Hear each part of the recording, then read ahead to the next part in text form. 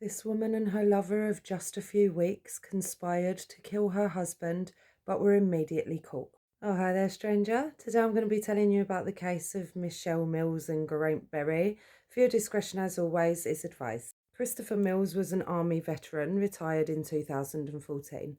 After his service, he worked for a veterans charity. After a year or two, he met Ethel Michelle, known just as Michelle, in 2015 or 16, and they fell in love as the story goes and married in 2018. Michelle had a son who Christopher adopted, and they became a family. They were from and lived in Wales. Together, Michelle and Christopher owned a caravan in Connaught, and they would take weekend breaks there and holidays when they could. And then Michelle started working at the same charity as her husband in January 2024, becoming a manager there by February. The charity helped many vets, and through her work there, Michelle got to know a lot of them, and in particular this guy, Geraint Berry.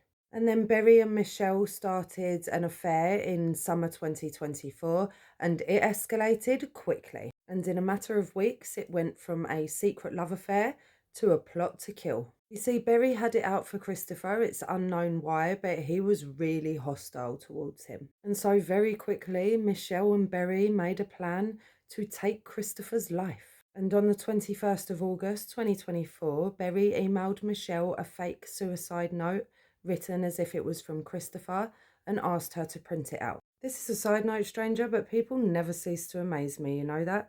After a matter of weeks, they are now planning to off this guy who has done nothing wrong, didn't even know his wife was cheating on him, let alone planning to send him to an early grave. What a devastating betrayal. Why not just divorce him? Anyway, by late August, their plan was in full motion, and Berry had recruited someone else, another man, Stephen Thomas, presumably to help him overpower Christopher. Because, and this really is just my own assumption, but it seems as though they knew that it wouldn't be an easy task, and maybe Berry didn't have the cojones to take Christopher on alone. Of course, I've told you about the fake note, so by now you know that they were planning to kill Christopher and make it look like he had done it. So I'm guessing that you will have also realised that they are not exactly masterminds. I mean, making any death look like something it's not is difficult to do with the knowledge and science we have nowadays. I just do not understand why they went down that route. And not only did they think that this was the best route, they then went and made it super extra complicated. Well, to be fair, this is what police and prosecution surmised that they were planning, based on what would later be found, and I think it's a very fair assumption. And of course, thankfully, we know all of this because their plan did not go well to plan. They were going to try and gas Christopher. That seems to have been the plan. Yes, really. Berry and Thomas did 2 reconnaissance missions to scope out the caravan park, and then they decided on the day, the 20th of September 2024. They equipped themselves with 2 gas masks, the fake suicide note, 2 air pistols, and zip ties that were made into makeshift handcuffs and leg ties. And they wore all black, including balaclavas. And at just gone 10 p.m, Berry texts Michelle to let her know that they were on the way. Her reply was to ask if Christopher would recognise him. The 2 men arrived on site and approached the caravan, at which point Berry gave Thomas one of the air pistols but told him not to worry, it didn't work. They made their stealthy approach by knocking on the door, and when Christopher answered it, Berry hit him in the face with the air pistol. How in the name of a singular brain cell did they think it was going to look like a suicide when they opened with a pistol whip to the face? Anyway, this is cracking, stranger, because you think it's going to go bad for Christopher, and although, you know, the whole situation is bad for Christopher, he does not get beaten, tied up and gassed. Oh no. He fought them both, disarmed them both, and they ran for it. Yep. Go on, Christopher. That's my husband, and it's been a runner. So do you say someone's attacked your husband? Yeah, I'm here now, right? 2 armed robbers have just broken into my caravan. I've fought them off. I've got the guns. So Brains of Britain, Miss Michelle, has called police, but she's also sent 2 texts to Berry saying, quote, "Police have been called. Get away. Delete all communications, please, on both phones." Did she expect them to fucking evaporate?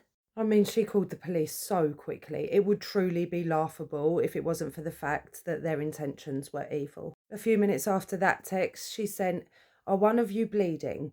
I know who was with you. Chris did not recognise you or the other one. I won't say anything." You literally just did. Well, Michelle sent these texts and then she did delete them. And although she reminded Berry to delete them on his end, he didn't. See, Michelle, brains over brawn. Although he didn't really have much brawn either, did he? He had a weapon, the element of surprise, and a partner, and he still couldn't beat Chris, who I like to imagine answered his front door wearing his house clothes and slippers.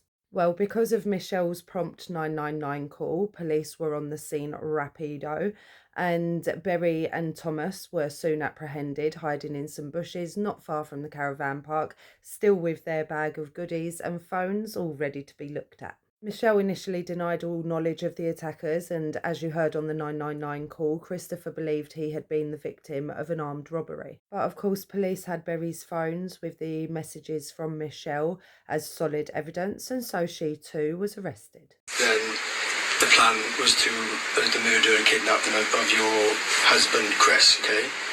So I'm going to arrest you on suspicion of conspiracy to commit murder and kidnap. Not going to say anything, but our defence not mention when questioned. First bit before that. Obviously, it's a lot to take in. Do you understand what happened? Obviously, you're under caution, but do you understand what my colleague has said? No. Okay. No, I don't. We can repeat it. It's fine. Yeah, okay. You are under arrest then for those offences I just mentioned, and I'm going to end up in fucking prison over this, aren't I? I don't know what's going on. I'm just arrested on suspicion of it, and I'll say. The shock and disbelief is what gets me. She's like, puts her head, I'm going to go to prison for this. You were trying to kill your husband, darling. I don't know what people expect. Poor Christopher. The betrayal in this case is so immense. And although I know I have taken the mickey a bit, I am not trying in any way to minimise the impact that this will have had on him. And of course, their son. My heart genuinely goes out to him. What a horrific situation. Michelle, Berry and Thomas all went to trial, and on the 21st of October 2025, Michelle Mills and Geraint Berry were found guilty of conspiracy to murder Christopher Mills. Thomas was acquitted of that charge but had pled guilty to possession of an imitation firearm. Thomas was said to have been suffering mentally, his brother having recently taken his own life. The irony, but the court also accepted that there was some level of coercion from Berry. And so Thomas was sentenced to 12 months, but because of the time he'd already spent on remand, it was pretty much time served. Stephen Thomas is 47 years old. Michelle Mills received a 19-year prison sentence for conspiring to murder her husband, plus 18 months for perverting the course of justice.